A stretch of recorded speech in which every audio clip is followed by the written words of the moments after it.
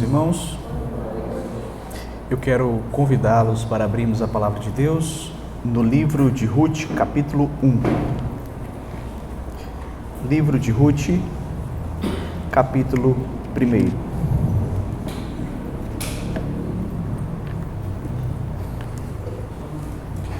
Meus queridos, eu vou ler todo o capítulo, peço que você esteja acompanhando em sua Bíblia. Ruth, capítulo 1.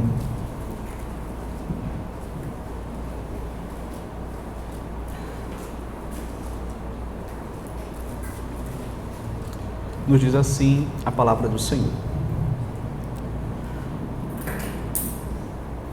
Nos dias em que julgavam os juízes, houve fome na terra.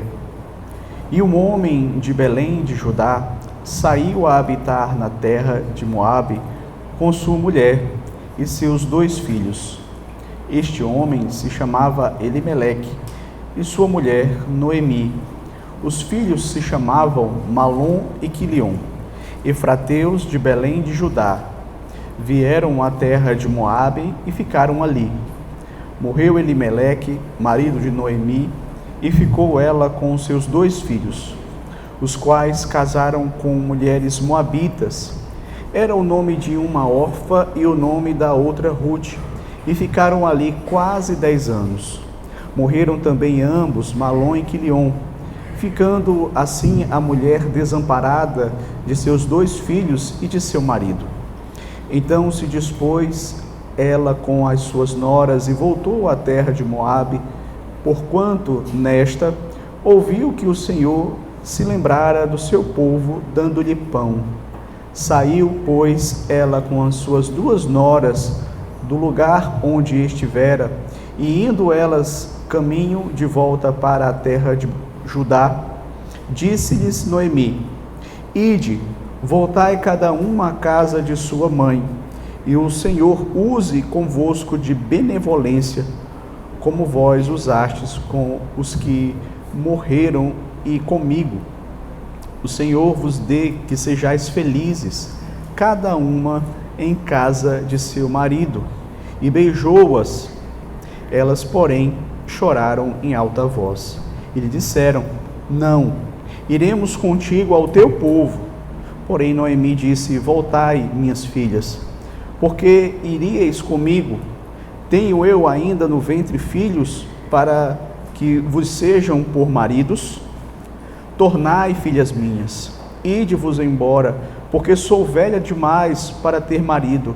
Ainda quando eu dissesse: tenho esperança, ou ainda que esta noite tivesse marido e houvesse filhos, esperá-los-eis até que viessem a ser grandes? Abster-vos-eis de tomardes marido? Não, filhas minhas, porque por vossa causa a mim me amarga o ter o Senhor descarregado contra mim a sua mão.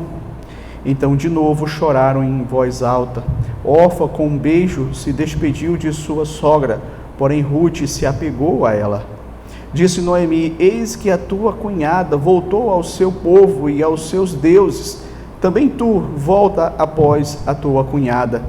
Disse, porém, Ruth: Não me instes para que te deixe e me obrigue a não seguir-te, porque aonde quer que fores, irei eu. Onde quer que pousares, ali pousarei eu. O teu povo é o meu povo e o teu Deus é o meu Deus. Onde quer que morreres, morrerei eu, e aí serei sepultada. Faça-me o Senhor o que bem lhe aprouver, se outra coisa que não seja a morte me separar de ti. Vendo, pois, Noemi que de todo estava resolvida a acompanhá-la, deixou de insistir com ela. Então ambas se foram, até que chegaram a Belém. Sucedeu que, ao chegarem ali, toda a cidade se comoveu por causa delas, e as mulheres diziam: Não é esta Noemi? Porém ela lhes dizia: Não me chameis Noemi, chamai-me Mara, porque grande amargura me tem dado o Todo-Poderoso. Ditosa eu parti, porém o Senhor me fez voltar pobre. Porque, pois, me chamais Noemi, visto que o Senhor me manifestou contra mim, e o Todo-Poderoso me tem afligido? Assim, voltou Noemi da terra de Moabe com Rute, sua nora, a moabita, e chegaram a Belém no princípio da cega da cevada.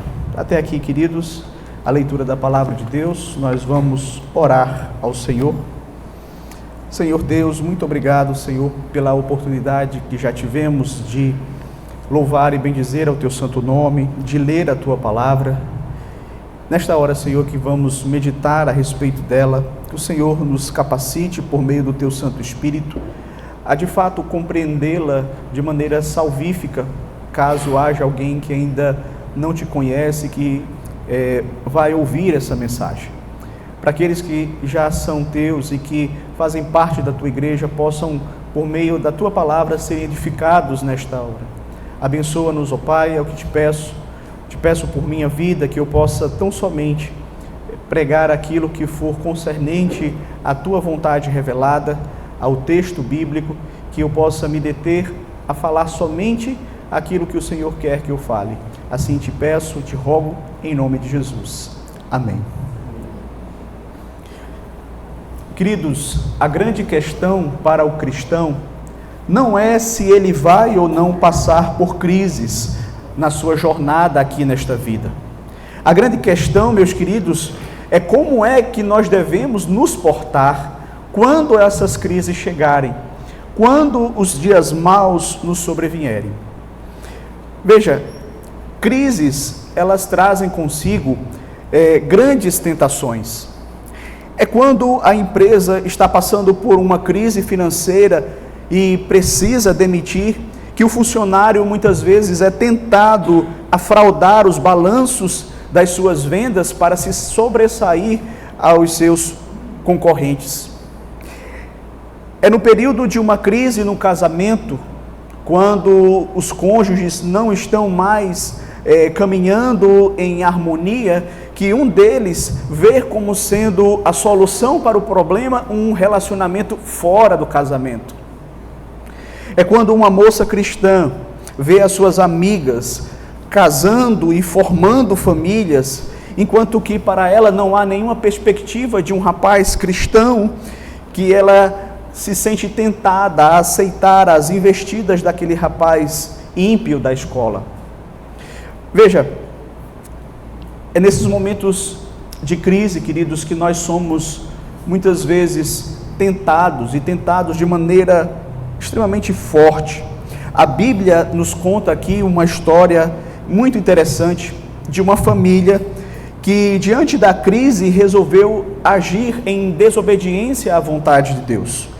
Não por ignorância, não porque aquela família não sabia qual era o caminho que deveriam seguir, mas porque eles preferiram seguir o caminho mais fácil, o caminho da desobediência, e consequentemente tiveram que lidar, com o resultado das suas escolhas. É importante, queridos, antes de nós entendermos o nosso texto, compreendermos o contexto do livro de Rute. Veja, precisamos recordar que Deus tirou o povo de Israel do Egito sob a liderança de Moisés. Porém, Moisés, ele não entrou na terra prometida. Essa tarefa ficou com Josué, o seu sucessor. Josué, ele liderou o povo na entrada na terra de Canaã, na posse da terra. E uma vez que a terra foi conquistada pelo povo de Israel, eles então a dividiram conforme as tribos. Porém, com a morte de Josué, teve início um período bastante tenebroso na história de Israel, um período que se tornou conhecido como o período dos juízes. E foi nesse período em que o povo já estava devidamente ali instalado na terra prometida, que o povo se esqueceu do Senhor. E veja, se você ler o livro de Juízes, o livro anterior ao de Rute, você vai perceber que o povo de Israel vivia basicamente num ciclo vicioso. E talvez você pergunte, mas que ciclo vicioso era esse, pastor? Era basicamente o seguinte: o povo se afastava do Senhor, cometia toda sorte de pecados. Deus então mandava juízo sobre o seu povo, muitas vezes por meio de nações pagãs. O povo então sofria se arrependia, clamava ao Senhor. O Senhor, por sua vez, ouvia o clamor do seu povo e levantava um juiz para libertar o povo. Após a libertação, vinha alguns anos de paz, porém, quando aquele juiz morria, o povo voltava à vida de pecado como antes e o ciclo recomeçava. Foi num período como este, um período bastante complicado, em que se cometia toda sorte de pecados, em que, mesmo conhecendo a vontade de Deus, o povo não queria se submeter a esta vontade, que se deu o livro de Ruth. Há um verso que é repetido no livro de Juízes como uma espécie de refrão. Inclusive, esse verso é o último verso do livro que fecha o livro. Se você está com a sua Bíblia aberta aí, em Ruth, você vai ver o último versículo de Juízes, dizendo assim: naqueles dias não havia rei em Israel, cada um fazia o que achava mais certo. Cada um fazia aquilo que achava mais certo. Foi nesse período tenebroso da história de Israel que vai se passar então a história de Ruth. Se você observou, queridos, aqui já no primeiro versículo do livro de Ruth, vai ser dito o seguinte: nos dias em que julgavam os juízes, ou seja, o livro de Ruth se dá naquele período em que o espírito da época cada um fazia o que achava mais correto. E para piorar, na cidade em que moravam ali Elimeleque e Noemi, em Belém, houve uma grande fome. Logo, o livro de Ruth ela vai se dar dentro desse contexto, um contexto de crise, um contexto onde as pessoas fazem aquilo que bem entendem, não levando em consideração a vontade de Deus. E veja, queridos, nós estamos vivendo em um período parecido. Vivemos em um período de crise, de instabilidade em nosso país. Vivemos em um período onde as pessoas são estimuladas a fazerem as suas próprias escolhas de acordo com o seu coração, a não darem ouvidos para aquilo que a palavra de Deus, que segundo eles é antiquada, diz, mas que elas façam aquilo que elas bem entendem, porque certo ou errado elas estão pelo menos seguindo o seu próprio caminho. Mas veja, queridos, a palavra de Deus vai nos dizer que nós precisamos viver em obediência a Deus em todo o tempo. Isso é fato. Entretanto, quando nos sobrevêm as crises, nós somos mais tentados. E nós precisamos considerar aquilo que a palavra de Deus diz e não buscarmos as nossas próprias soluções. O texto começa dizendo o seguinte, verso 1: nos dias em que julgavam os juízes, houve fome na terra, e um homem de Belém de Judá saiu a habitar na terra de Moabe com sua mulher e seus 2 filhos. Veja, o livro de Ruth começa afirmando que naquele período tenebroso dos juízes sobreveio a Belém uma grande fome. E é interessante porque a palavra Belém significa casa do pão. Mas naquele momento, a terra não produzia trigo para a fabricação do pão. Ao ler o Antigo Testamento, você vai perceber que Deus fez muitas promessas àquela terra. E uma delas era que se o povo obedecesse à sua vontade, eles teriam prosperidade, eles teriam fartura de alimento. Todavia, se o povo desobedecesse, uma das formas que Deus exerceria o seu juízo sobre a terra era justamente por meio da escassez de alimento. E foi o que ocorreu naquele período. Por causa da desobediência do povo, faltou pão na casa do pão. O texto nos informa que ali na cidade de Belém havia um homem chamado Elimeleque. Uma curiosidade, Elimeleque significa Deus é meu rei. Ironicamente, este homem, cujo nome significa Deus é meu rei, resolve agir não considerando o governo de Deus sobre todas as coisas, mas de acordo com o espírito da sua época, que era justamente de fazer aquilo que achava mais certo. Diz o texto que por causa da crise, Elimeleque resolve então ir para outra cidade, sair de Belém. Mas talvez você questione assim, mas pastor, Elimeleque ele só está fazendo aquilo que qualquer pai responsável faria se estivesse passando por uma crise em um determinado lugar. Ele ia buscar o que é melhor para a sua família. Realmente, à primeira vista, queridos, parece que é o mais lógico.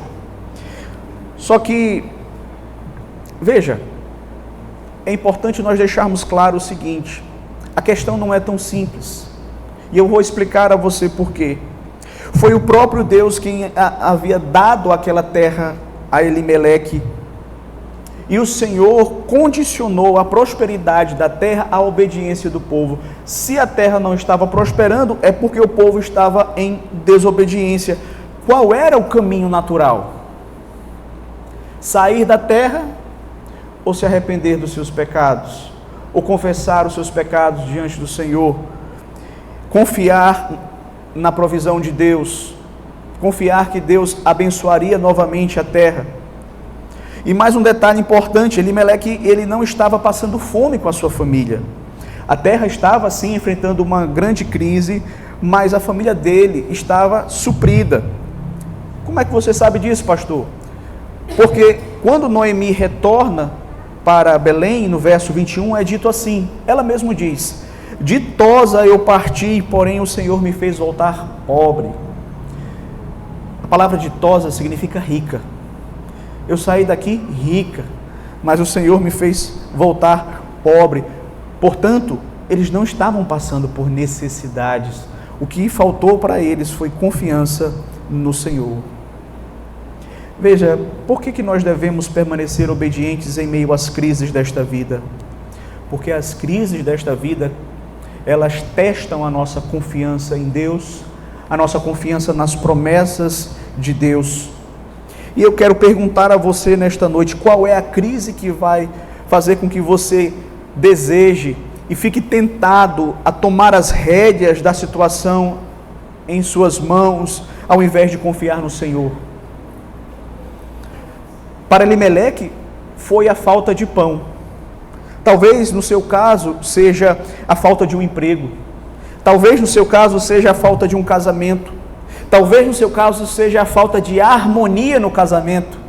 Talvez no seu caso seja uma questão de saúde. Qual é a crise que faz com que você deixe de lado as promessas de Deus e decida então resolver a situação ao seu próprio modo? Saiba que nenhum tipo de crise justifica a desconfiança em Deus e na sua providência. Então, primeiramente, queridos, Elimeleque, ele já havia cometido o pecado de não confiar em Deus e na sua palavra, nas suas promessas. Mas ele não para por aí. Agora ele decide então tomar as rédeas da situação em suas mãos. Ele decide então fazer aquilo que Deus havia dito que ele não fizesse. Verso 2: este homem que se chamava Elimeleque e sua mulher, Noemi, os filhos se chamavam Malom e Quilion, efrateus de Belém de Judá, vieram à terra de Moabe e ficaram ali. Veja, queridos, quando surge uma crise, nós nos vemos em uma encruzilhada, na qual nós precisamos inevitavelmente tomar uma decisão. Podemos seguir o caminho indicado por Deus, apresentado por Deus, proposto por Deus, ou podemos seguir os nossos próprios caminhos.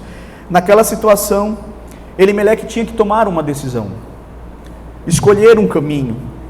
Ele podia permanecer em Belém, enfrentar a crise, rogando o perdão de Deus para os seus pecados, para os pecados dos seus contemporâneos, não é? E crendo que Deus iria restaurar, sarar a terra.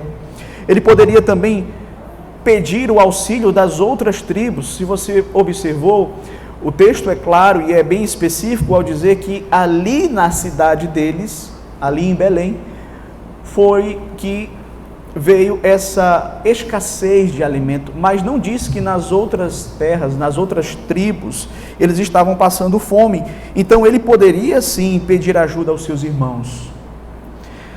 Mas sabe o que é que ele não poderia fazer? ele não podia deixar a terra prometida para buscar refúgio em terras pagãs. Terras que Deus já havia dito em sua palavra que o seu povo não se associasse com o povo daquelas nações, para que não viesse a se contaminar com os pecados deles, para que não viessem a praticar a mesma idolatria que eles praticavam. Mas é justamente o que ele fez. Abandonou a terra prometida e foi buscar refúgio na cidade de Moabe, em uma terra pagã. E veja, queridos, em diversos momentos na história de Israel, você vai perceber que a associação deles com Moabe só gerou prejuízo espiritual para a vida do povo de Deus. Foram as mulheres moabitas que influenciaram os homens de Israel lá no deserto a se tornarem idólatras. Lá em Moabe se adorava o deus Quenos. Não havia em Moabe um altar para adoração ao Deus verdadeiro, ao Deus de Israel. Um comentarista faz uma pergunta muito interessante, ele diz assim: será que essa era uma boa cidade para uma família piedosa morar? Outro ponto a considerar, queridos, é que a palavra no original que o texto utiliza para e habitaram ali e ficaram ali, traz a ideia de que eles tinham na mente, eles tinham como intenção passar um curto espaço de tempo naquela cidade. Eles não queriam realmente viverem anos ali, mas a ideia era passar um tempinho e posteriormente voltar para Belém. Essa era a intenção, ok? Agora, observe que aquela decisão de Elimeleque, juntamente com Noemi e seus familiares, trouxe para eles sérias consequências. Houve sérias implicações daquelas decisões, e eu gostaria de mencionar aqui pelo menos 3 delas. Primeiro, quando Elimeleque toma a decisão de sair de Belém e ir para Moabe, ele estava menosprezando a adoração ao Deus verdadeiro. Porque veja, naquela época, o culto a Deus era em Israel. O ensino da lei era em Israel. A comunhão dos santos era em Israel. A celebração do dia do Senhor era em Israel. Ou seja, esses meios de graça daquele contexto, eles eram possíveis ali na terra de Israel. Não é como nos nossos dias que nós podemos adorar a Deus em espírito e em verdade em qualquer lugar do planeta. Indo para Moabe, Elimeleque estava privando a si mesmo e aos seus familiares dos meios de graça disponíveis naquela época, naquele contexto. Segunda implicação, Elimeleque estava também levando a sua família para conviver ao lado de ímpios. Veja, nós sabemos que não é algo fácil, se você é uma pessoa que teme a Deus, viver no meio da impiedade. Lembra de Ló, quando ele foi habitar em Sodoma e Gomorra? O apóstolo Pedro chega a afirmar que Ló se afligia pelo que ele via e pelo que ele ouvia ali no meio dos ímpios. Mas esse era o preço que Elimeleque estava disposto a pagar para poder ter fartura, ter pão, viver juntamente com a sua família no meio da impiedade, no meio do paganismo. Uma terceira implicação que essa decisão trouxe para aquela família é que Elimeleque e Noemi tinham 2 filhos, mas veja, lá em Moabe não há moças tementes a Deus para casar com esses filhos.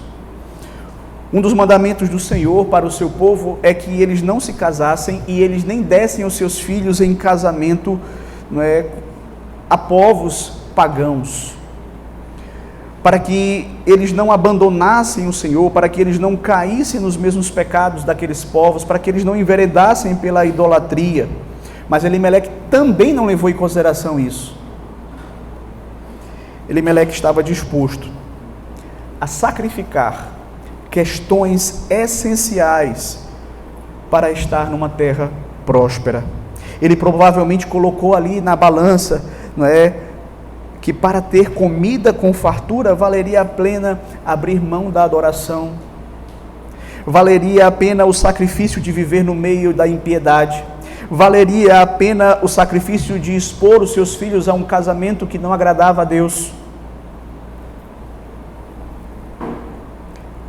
As crises, meus queridos, que nós enfrentamos nesta vida testam não só a nossa confiança em Deus e na sua palavra, mas também testam a nossa obediência, a nossa submissão a Deus e a sua palavra.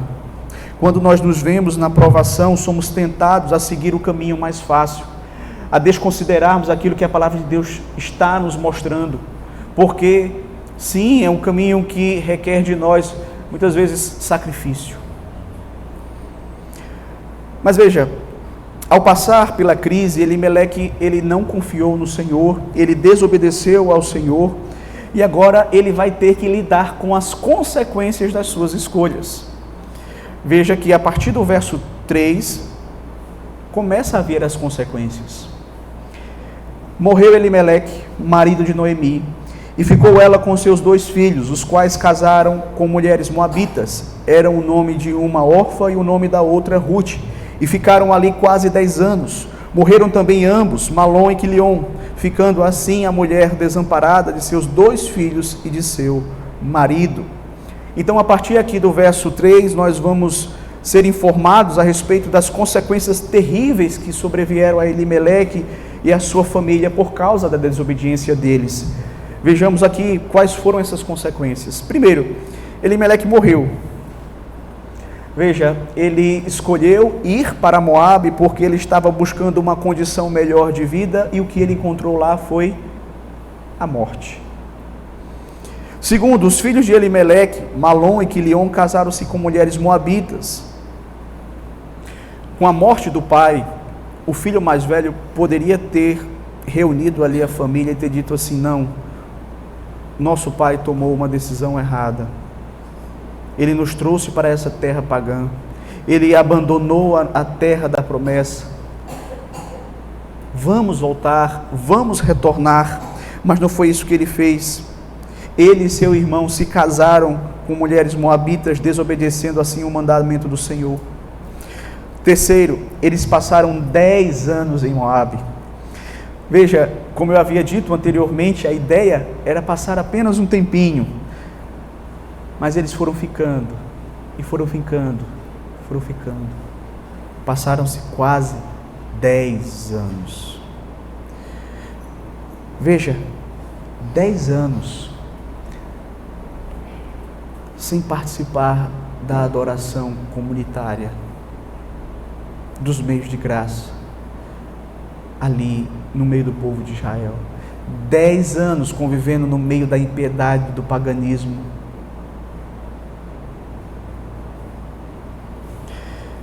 Quando muitas vezes, queridos, a gente decide andar para longe do Senhor nas pequenas coisas, achando que nós podemos voltar a qualquer momento, nunca pensamos que aquelas pequenas ações podem trazer consequências terríveis para a nossa vida. Aquele tempinho que muitas vezes você diz assim: não, sabe de uma coisa? Eu vou deixar de ir para a igreja porque eu quero passar nessa prova, no meu concurso, no meu vestibular, seja lá do que for. Vou terminar o meu TCC, aí eu volto para a igreja.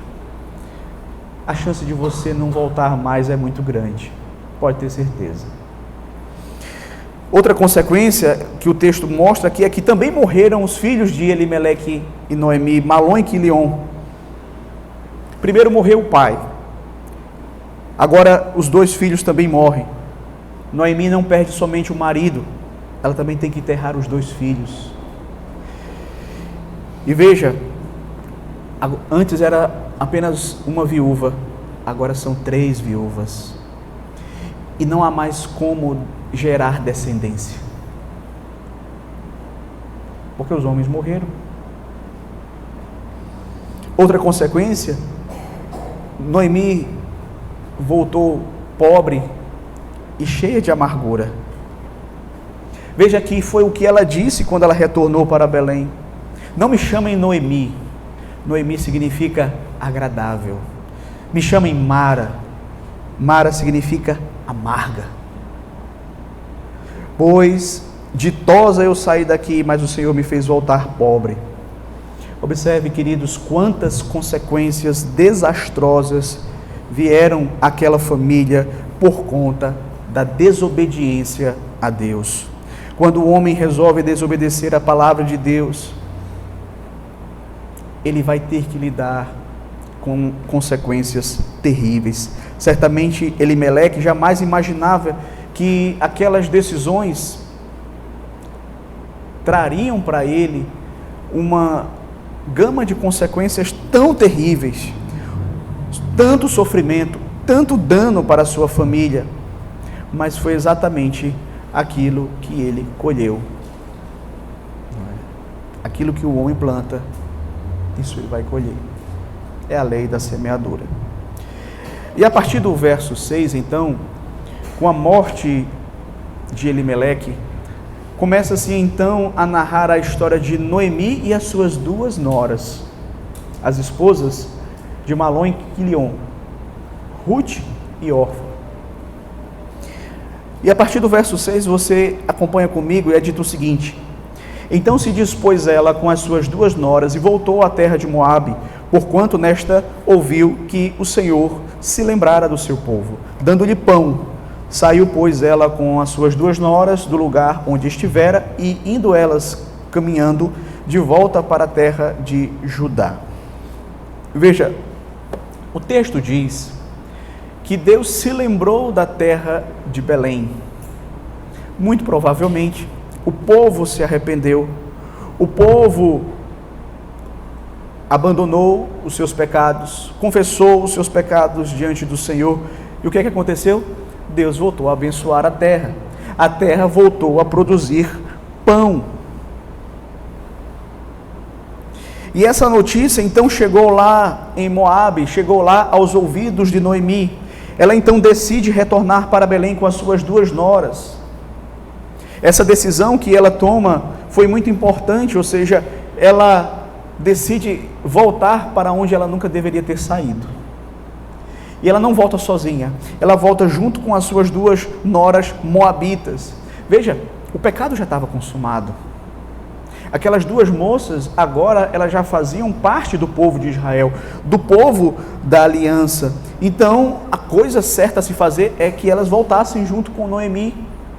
E Noemi acerta, quando ela resolve voltar com elas, ela começa muito bem, retornando com as suas noras. Mas, talvez na sua mente você pergunta assim: será que Deus vai perdoar Noemi? Uma vez que ela, juntamente com o seu marido, não confiou no Senhor, desobedeceu a Deus, preferiu andar nos seus próprios caminhos, esteve longe do Senhor por quase 10 anos. Será que há esperança para Noemi? Há esperança para Noemi. Veja, Deus perdoou os pecados de Belém, restaurou a sorte da terra. Sem falar que, se nós olharmos para a palavra de Deus, nós vamos perceber em diversos textos esta prontidão de Deus em perdoar o seu povo. Deus perdoou a Davi quando ele adulterou com Betseba. Deus perdoou também a Davi quando ele assassinou Urias. Deus perdoou a Pedro quando o negou por 3 vezes. Por conta da sua bondade, meus queridos, Deus sempre está pronto a perdoar o seu povo. Alguns cristãos encontram-se caminhando longe de Deus. E quando eles caem em si, eles pensam: eu devo voltar. Mas aí bate a vergonha: não, mas se eu voltar, as pessoas vão ficar olhando para mim. Elas sabem da minha história, elas sabem que eu errei no passado. E elas ficam em dúvida se elas devem se voltar para Deus ou não. Veja, se você se encontra nessa situação, não importa quanto tempo você esteja distante, o que importa, o que é essencial para você saber é que Deus está pronto para te perdoar. Deus pode lhe perdoar e lhe restaurar. Se você se arrepender de fato, se você o buscá-lo de todo o coração, você será restaurado, a sua comunhão com ele será restaurada. Agora observe que Noemi estava retornando com Ruth e Orfa, quando de repente parece que ela muda de ideia. É uma coisa muito estranha que vai acontecer aqui. Veja aí, a partir do verso 8. Disse-lhe Noemi: ide, voltai cada um à casa da sua mãe, e o Senhor use convosco de benevolência, como vós usastes com os que morreram e comigo. O Senhor vos dê que sejais felizes, cada um em casa de seu marido. E beijou-as. Elas, porém, choraram em alta voz e lhe disseram: não, iremos contigo ao teu povo. Veja, uma coisa muito estranha acontece aqui. Elas estão caminhando, não é? E aí, de repente, é como se Noemi tivesse parado e disse assim: sabe, minhas filhas, sabe de uma coisa? Voltem. Vocês deveriam voltar para as mães de vocês, voltar para a cidade de vocês, voltar para a terra onde vocês podem casar-se novamente. Voltem, que Deus abençoe vocês, que Deus seja benevolente com vocês. E veja, quando a gente vê essa atitude de Noemi, a princípio, você pode pensar: não, Noemi parece ser bondosa aqui com as suas noras, né? Ela parece que está buscando o bem das suas noras. A atitude dela parece ser uma atitude bastante misericordiosa, vamos dizer assim. Mas observe que o texto diz que elas se recusam a voltar. Noemi então vai insistir com elas a partir do verso 11 e começa então a argumentar com as suas noras. É dito o seguinte: porém Noemi disse: voltai, minhas filhas, porque irias comigo? Tenho eu ainda no ventre filhos para que vos sejam por maridos?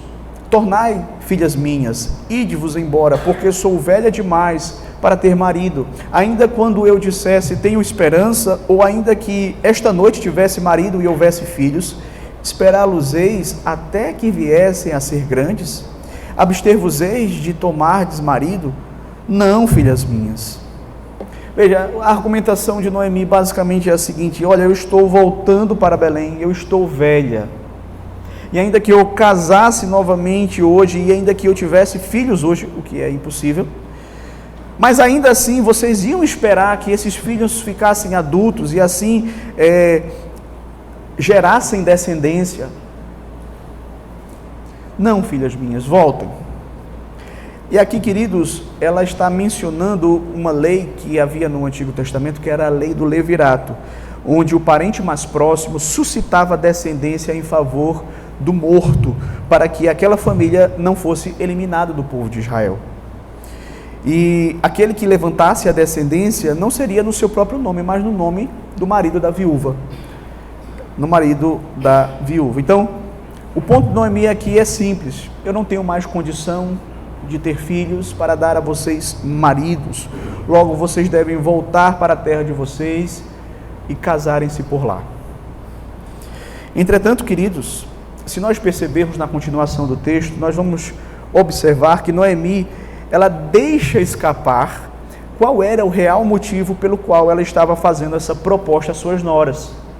Observe o que ela vai dizer aqui: porque por vossa causa a mim me amarga o ter o Senhor descarregado contra mim a sua mão.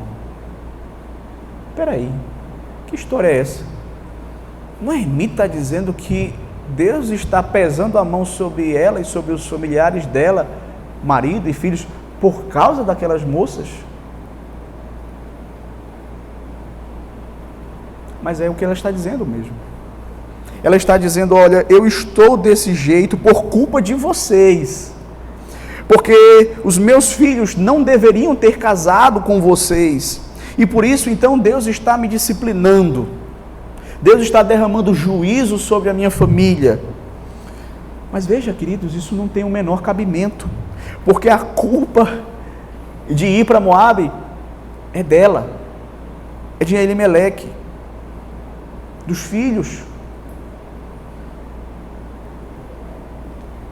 Veja, nós somos muito hábeis muito rápidos em buscar transferir a culpa que é nossa para as outras pessoas.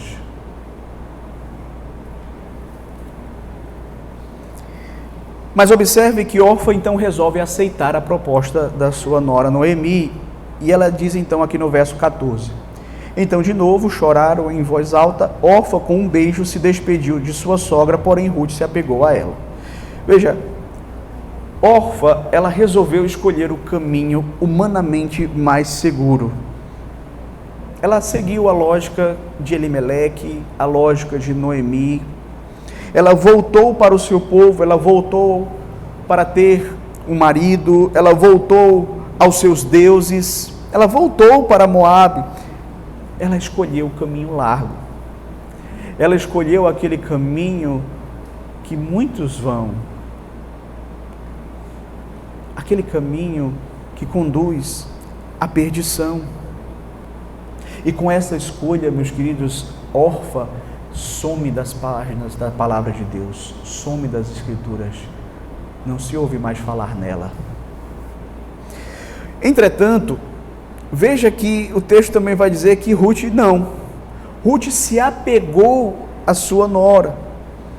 E Noemi ainda vai insistir com Ruth para que ela volte. Verso 15, disse Noemi: eis que tua cunhada voltou ao seu povo e aos seus deuses. Também tu volta após a tua cunhada. Você percebeu o detalhe aqui? Veja que Noemi fala: a tua cunhada voltou ao seu povo e ao quê? Aos seus deuses. Ou seja, Noemi sabia perfeitamente o que aconteceria com aquelas moças se elas voltassem para Moabe. Voltar para Moabe significava voltar para a idolatria, voltar para os falsos deuses. E o que é mais chocante aqui no texto é que Noemi sabia que ali em Moabe não haveria esperança de salvação para aquelas moças, mas mesmo assim ela manda que elas voltem para Moabe. Sabe por que ela faz isso? Porque ela está preocupada não com elas, ela está preocupada consigo. Ela está preocupada consigo mesmo. A princípio, quando eu disse, parece que a intenção dela é muito boa, olha, minhas filhas voltem, vocês vão casar para lá. Não. Ela sabia que voltar para Moabe significa que aquelas moças se perderiam na idolatria e se perderiam, não teriam chance de salvação. Mas ela não quer que essas moças voltem com ela. Ela julga que a culpa de Deus estar disciplinando ela é por causa daquelas moças. E já imaginou chegar em Israel com 2 noras moabitas? O que é que o povo ia falar dela?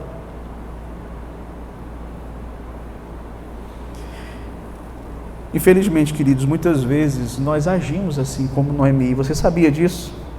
Pastor, como é que eu ajo assim como Noemi? Mas muitas vezes nós agimos assim, sabe? Quando nós muitas vezes abraçamos os nossos amigos que não são crentes, quando nós afirmamos que gostamos deles, gostamos de estar com eles, porém nós nunca falamos do Evangelho para eles. Nunca testemunhamos de Cristo para eles. Sabe por quê? Porque nós tememos que de repente, ao falar do Evangelho, eles vão se voltar contra nós e nós vamos ficar sozinhos. Nós gostamos de ter um convívio com eles. Na verdade, o que acontece é que nós nos amamos tanto que nós não queremos ficar sozinhos. E mesmo sabendo que aquelas pessoas com as quais eu convivo, no meu trabalho, na minha escola, às vezes na minha família, elas estão caminhando para a condenação eterna, mas a nossa preocupação não é com isso. A nossa preocupação é que eles estejam bem com a gente. Não é assim? Se depois eles forem para o inferno e a gente para o céu, tudo bem. Muitas vezes, queridos, nós não admitimos isso com as nossas bocas, mas as nossas ações usam exatamente essa lógica. Noemi beijou e abraçou suas noras e depois disse: voltem para os seus deuses. E mesmo diante da insistência de Noemi, Ruth então toma a decisão de se apegar e não voltar. Veja o verso 16. Diz, porém, Ruth: não me instes para que te deixes e me obrigues a não seguir-te, porque aonde quer que fores eu irei eu, e onde quer que pousares, ali pousarei eu. O teu povo é o meu povo e o teu Deus é o meu Deus. Veja, Ruth faz aqui uma afirmação épica. Noemi, não me inste, não me obrigue a voltar, porque eu estou decidida a ir contigo. E mais, por onde quer que você for, eu vou também. Aonde você pousar, ali pousarei eu. O teu povo é o meu povo, o teu Deus é o meu Deus. Queridos, Ruth tomou uma decisão que certamente teria um alto preço para ela. Você já pensou nisso? Que ao tomar essa decisão, Ruth estava abrindo mão de voltar para a sua terra, de voltar para o convívio com os seus pais, voltar para os seus deuses e voltar, né, para um local onde ela certamente poderia casar-se novamente. Eu sei que ao lermos essas palavras, queridos, nós ficamos com aquela impressão de que Ruth, ela amou tanto Noemi e esse amor se estendeu para o Deus de Noemi. A gente fica com essa impressão, mas eu penso que aqui não foi o que aconteceu. Eu interpreto aqui essa passagem de uma forma diferente. Ruth, para mim, ela já havia conhecido o Deus verdadeiro. E o seu amor por Deus acabou que foi refletido na maneira como ela foi capaz de amar a sua sogra. O que acontece com Ruth aqui é o que a palavra de Deus chama de conversão. A conversão, meus queridos, que muda as nossas decisões, que muda a nossa maneira de enxergar a realidade, que muda a maneira como nós nos relacionamos com as pessoas. Ruth está deixando segurança financeira, a segurança da casa dos pais, a segurança de um possível casamento, de ter filhos, porque de fato ela entendeu que o Deus da sua sogra é o Deus verdadeiro, que o povo de Deus é o povo do qual a sua sogra faz parte, e ela está determinada a estar com ela, a morrer com ela. Veja que Ruth ainda faz um voto belíssimo no verso 17: onde quer que morreres, morrerei eu, e aí serei sepultada. Faça-me o Senhor o que bem lhe aprouver, se outra coisa que não seja a morte me separar de ti. Aqui, queridos, nós temos um dos votos mais belos da palavra de Deus. Ruth chama a Deus por testemunha de que ela sempre estará ao lado da sua sogra Noemi. Aonde quer que ela for, Ruth também vai. E aonde ela for sepultada, Ruth também será sepultada. E veja, nós também fazemos votos no decorrer da nossa vida. Quando, por exemplo, por ocasião da nossa profissão de fé, quando muitas vezes nós nos casamos, batizamos os nossos filhos, para aqueles que são oficiais, fazem juramentos e votos na sua ordenação. Como é que nós estamos lidando com as promessas que nós fizemos, com os votos que nós fizemos diante de Deus? Será que nós temos honrado os nossos votos? Observe que depois Ruth, depois que ela fez esse voto lindo, belo, a reação de Noemi aqui é descrita no verso 18. Vendo, pois, Noemi que de todo estava resolvida a acompanhá-la, deixou de insistir com ela. Como foi que Noemi reagiu mesmo? Agradecida? Ela disse assim: não, Ruth, obrigado por você se fazer presente na minha vida nessa caminhada tão difícil. Foi assim que ela respondeu à declaração de Ruth? Não. O texto no original diz: vendo, pois, Noemi que de todo modo estava resolvida a acompanhá-la, deixou de falar com ela. A maneira como Noemi respondeu a Ruth foi por meio do silêncio, foi por meio da indiferença. Depois de ouvir um voto tão belo, uma demonstração tão forte de amor.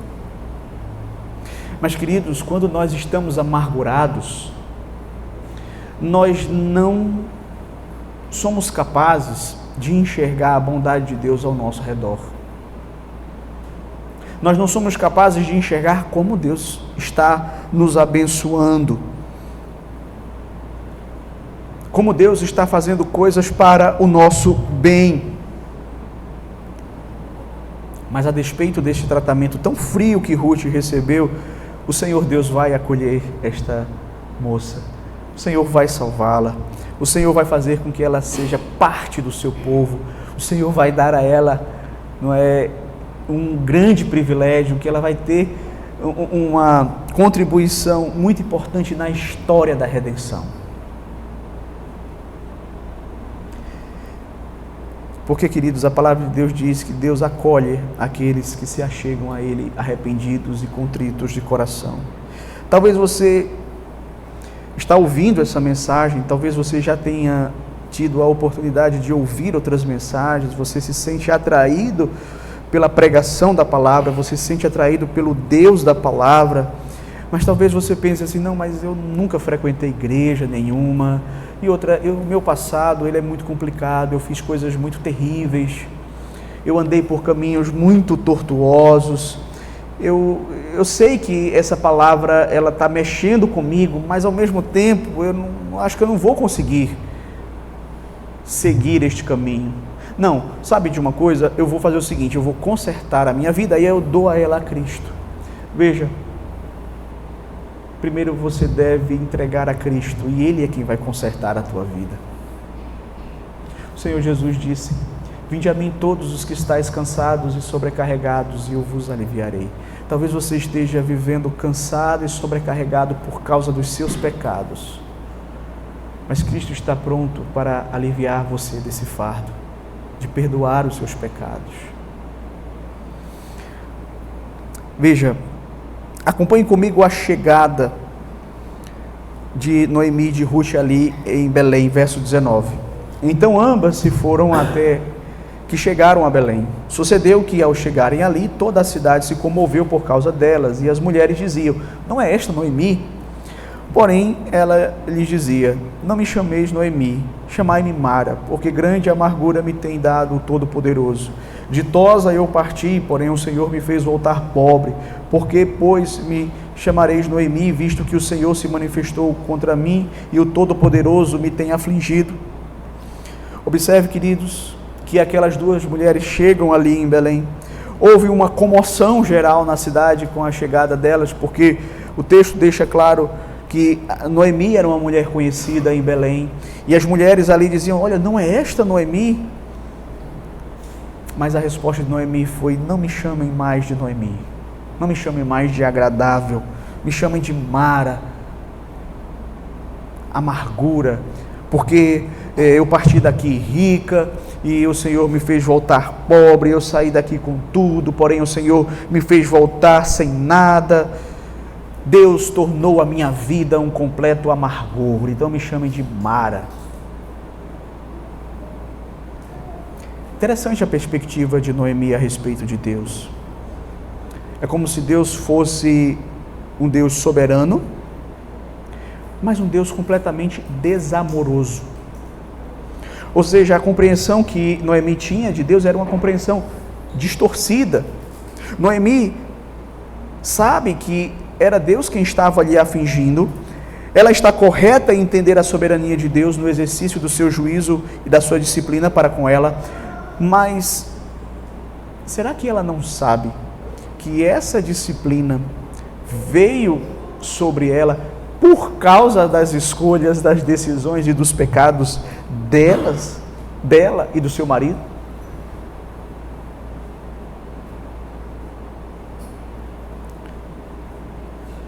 Foi Deus quem se afastou deles ou foram eles que se afastaram de Deus?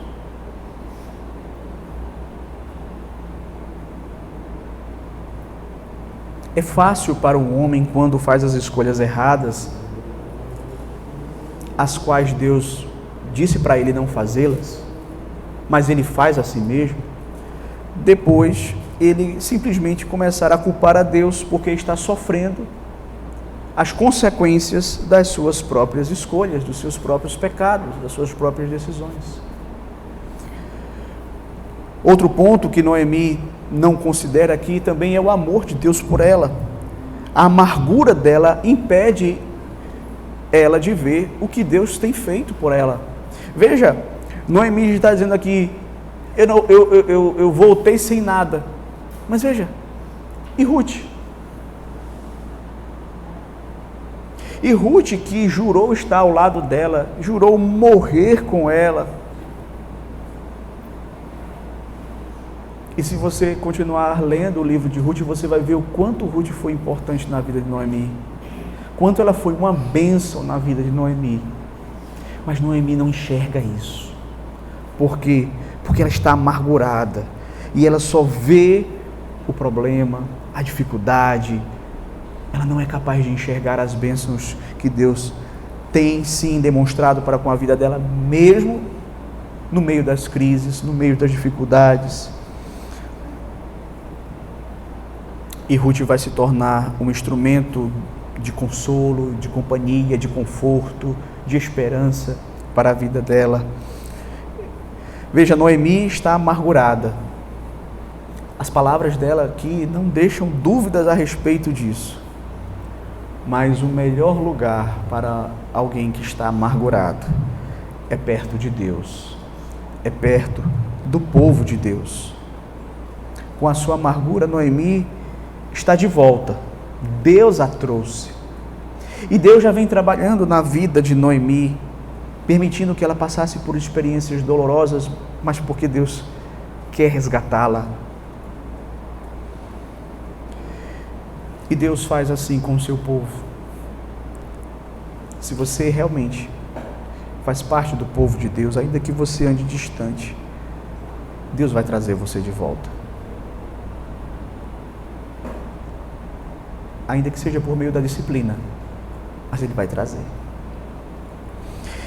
Veja, queridos, eu gostaria de caminhar aqui para as aplicações. Primeiro, devemos confiar na providência de Deus no meio das crises. Como nós vimos, Elimeleque não confiou que Deus era capaz de cumprir as suas promessas. Talvez você esteja passando por um momento de crise, seja na sua vida espiritual, na sua vida conjugal, profissional, seja na sua saúde, e você está sendo muito tentado a não confiar nas promessas de Deus, a fazer as coisas do seu próprio jeito, ao seu próprio modo, arrumar as suas próprias soluções. Lembre-se que você faz parte do povo do pacto. Deus tem promessas para você. Deus promete que vai cuidar do seu povo. Você não precisa seguir o caminho da desobediência. Antes, confie no Senhor. Nós não somos chamados a viver nesta vida por vista. Nós somos chamados a viver por fé. Se você só anda por vista, quando surgirem os problemas, você só vai enxergar os problemas. Mas se você anda por fé, com os olhos postos na palavra de Deus, você vai tomar decisões diferentes. Você não vai tomar decisões de acordo com as circunstâncias, mas de acordo com aquilo que você sabe que é a vontade de Deus para a sua vida. Então, confie em Deus, confie na providência de Deus, ainda que você esteja passando por crises. Segundo, a crise também não justifica a desobediência. Veja, havia faltado pão ali em Belém. O ato de Elimeleque de ir buscar uma vida com fartura em Moabe, a princípio, parece que faz sentido. mas não é justificável. Sabe aquela história do explica, mas não justifica? Pois é. Não é porque você está passando por uma crise que você recebe, digamos assim, uma liberação para ir pecar. Isso é muito importante que nós entendamos, queridos. Não é porque você está passando por uma crise financeira que você agora vai ter, não é, o direito ou é justificável que você se aproprie daquilo que não é seu. Não é porque você está passando por uma crise no casamento que você deve buscar refúgio no adultério. Não é porque você está vendo as suas amigas se casarem que se torna justificável você se envolver num relacionamento misto, um relacionamento com uma pessoa ímpia. Inclusive, é importante nós darmos um esclarecimento neste ponto, porque muitas vezes as pessoas leem a história de Ruth e usam, inclusive, a história de Ruth para justificar o relacionamento misto. As pessoas dizem, não, olha, eu gosto da história de Ruth porque a história de Ruth, ela mostra que não há nenhum problema no relacionamento misto. E é exatamente o contrário. Porque Ruth aqui, meus queridos, é a exceção. A regra é Orfa. Tem duas histórias aqui, mas as pessoas sempre sempre lembram da exceção. E quando se trata de relacionamento misto, aqueles que são solteiros, eles sempre vão querer lembrar da exceção. Ah, fulana de tal casou e o rapaz não era crente, depois se tornou crente. Ou vice-versa. O rapaz casou com uma moça que não era crente, depois ela se tornou crente. Veja, quando acontece, é exceção, não é a regra. E veja, nós não somos chamados a sermos pragmáticos, a gente é chamado a obedecer aquilo que a palavra de Deus manda. E a palavra de Deus manda que nós não nos ponhamos em julgo desigual. Então, nessa questão, cabe ao crente seguir aquilo que Deus manda, seguir o preceito da palavra de Deus. Nós não somos chamados a viver com base no exemplo das outras pessoas, nós somos chamados a viver de acordo com aquilo que a palavra de Deus nos ensina. Então, queridos, não adianta nós queremos justificar, seja em qual área for, o pecado ele é injustificável. Por isso que a palavra de Deus vai dizer lá em 1 Coríntios capítulo 10, verso 13, não vos sobreveio tentação que não fosse humana, mas Deus é fiel e não permitirá que sejais tentados além das vossas forças. Pelo contrário, juntamente com a tentação vos proverá livramento, de sorte que possais suportar. Então não tem como a gente dizer assim, não, a tentação foi tão grande que não teve como, não tinha como, não. Deus diz na sua palavra que não nos veio tentação que fosse para além das nossas forças. Quarto, não existe felicidade verdadeira longe de Deus. Veja, Orfa escolheu o caminho mais fácil. Quem sabe o que aconteceu com Orfa? Talvez Orfa tenha voltado para Moabe, talvez Orfa tenha encontrado ali um marido, talvez Orfa tenha tido muitos filhos, talvez Orfa tenha até vivido uma vida sem muitas dificuldades ali em Moabe. Como muitas pessoas que vivem neste mundo, realizando os seus objetivos, não é, aqui nesta vida. Porém, Orfa perdeu a única coisa de real valor nesta vida, um relacionamento com Deus verdadeiro. Ou seja, ela perdeu tudo. Ela escolheu com os olhos, assim como Noemi, assim como Elimeleque antes dela, optando pelo caminho mais fácil. Se ela conseguiu ou não o que buscava, veja, pouco importa. O que importa mesmo é que aqui ela perdeu a pérola de grande valor. Ela perdeu um relacionamento com o verdadeiro Deus ao voltar para Moabe, a voltar para os seus deuses, a voltar para a idolatria. E assim, queridos, são muitos nos nossos dias que preferem um caminho largo ao caminho estreito. Eles vão ser persuadidos pelos outros, olha, tu vai viver essa vida de restrição? Não. Siga o seu coração. vá fazer aquilo que todo mundo hoje está fazendo, seja feliz, não é? Caminho largo. São muitos, não são poucos não, são muitos, Jesus diz, que vão por esse caminho, porque realmente, humanamente, é o caminho mais agradável, todo mundo quer ir por ele. Um caminho onde eu só satisfaço os meus desejos, onde eu faço aquilo que eu quero, sem levar em consideração a vontade de Deus, todo mundo quer. O problema é que a conta chega. O problema é que não adianta o homem ganhar o mundo inteiro e perder a sua alma. Não adianta. Quarto, ou melhor, quinto, precisamos então encarar o juízo de Deus sem perder em vista a bondade de Deus. Algumas pessoas, elas vão seguir o mesmo caminho de Noemi, não é? Que caminho é esse? Elas não confiam no Senhor, elas vão andar pelos seus próprios caminhos, certo? O caminho da desobediência. E depois vai chegar a conta, não é? E aí quando chega a conta, quando ela vai ter que lidar com as consequências dos seus pecados, das suas escolhas erradas, não é? De seguir o seu próprio coração, elas ficam amarguradas. Elas começam a culpar todo mundo e a culpar a Deus. Mas veja, quem fez as escolhas? Foi você. Foi você que escolheu esse caminho, não foi? Foi. Deus disse para você trilhar esse caminho? Não. Mas você quis trilhar assim mesmo. Agora a culpa é de Deus?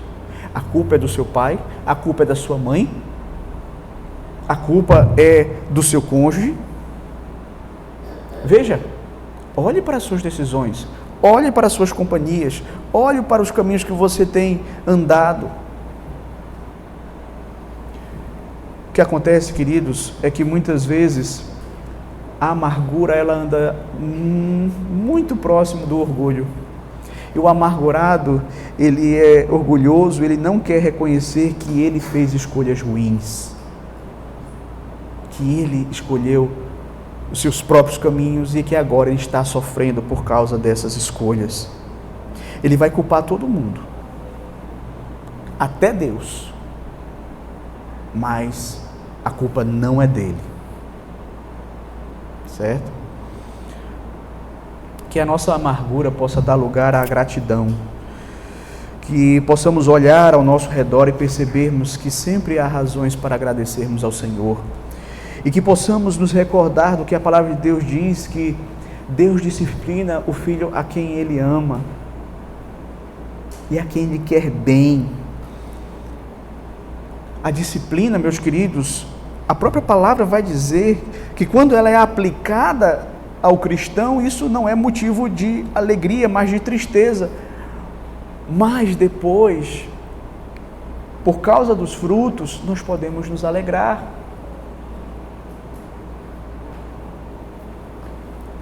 Por último, devemos assumir um compromisso com Deus verdadeiro, ainda que isso seja custoso. Observe a decisão de Ruth, o que custou para ela. Ela deixou de lado segurança, estabilidade, possibilidade de estarem perto da família, possibilidade de ter um marido e muitos filhos, não é? Quantos de nós estão dispostos a deixar aquilo que precisa ser deixado para nos apegarmos verdadeiramente ao Senhor? Veja, em alguns locais desta terra, deste mundo, o ser cristão implica que a pessoa vai ter que abrir mão de muitas coisas. Do seu emprego, vai abrir mão da sua posição, vai abrir mão da sua liberdade, vai abrir mão do convívio com a família, porque muitos são rejeitados pela família por se tornarem cristãos. Em determinados lugares eles vão correr risco de morte. Sua vida é colocada em risco por eles serem cristãos. Mas nós não queremos abrir mão de nada. Nós queremos tudo que Deus pode nos dar e tudo que o mundo pode nos dar. Nós queremos ficar com um pé na igreja e um pé no mundo. Não é assim? Devemos estar dispostos a deixar tudo por Cristo. Onde Cristo não é Senhor, Ele também não é Salvador. tudo mais tem uma importância secundária se colocado ao lado da salvação. O Senhor Jesus ensinou essa verdade contando uma parábola na qual ele disse assim: o reino dos céus é também semelhante a um que negocia e procura boas pérolas, e tendo achado uma pérola de grande valor, vende tudo o que possui e a compra. Veja, Cristo é essa pérola de grande valor. Ruth a encontrou e ela abandonou tudo. E você? Está disposto a abandonar tudo por Cristo? Abandonar aquilo que Ele ensina na sua palavra que deve ser abandonado, pecado? Que Deus em Cristo nos ajude. Amém.